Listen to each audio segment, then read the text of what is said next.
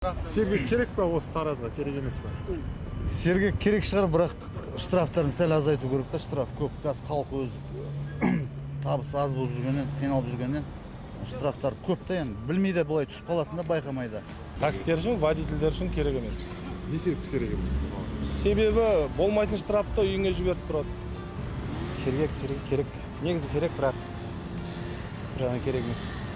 Таразы сол үшін де жақсы көремін. Шымкентке барсаң, Алматыға барсаң, сергектерден қорқып жүресің, камераға не істеп. Таразда кішкене спокойно отырасың, но все равно нарушать етпеуге тырысасың. Сергек любой жерге керек, бірақ бір үлкен бір минус бар да біздің жаңағы система, жаңағы наказанияда штраф салу жағында.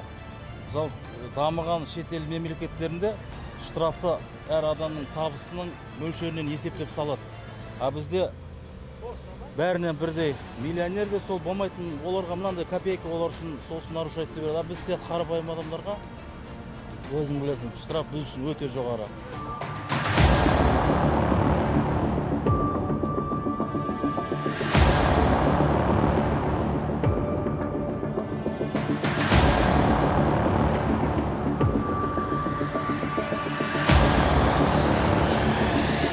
Қазір көше бойындағы қаз-қатар тізілген қырағы бейне камералардан көз сүрінеді. Мәселен, мына мен тұрған Тәукехан көшесінің өзінде 20-дан астам сергек бейне бақылау камерасы орнатылған.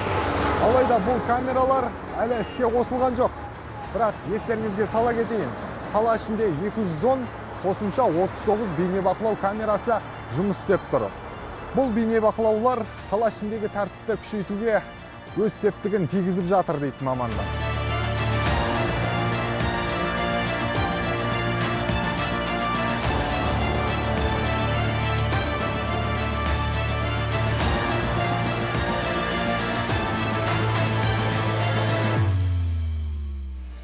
Тараз қаласы аумағында бүгінгі күнде бізде жоспар бойынша 39 сергек ақпараттық кешені қою жоспарлануда.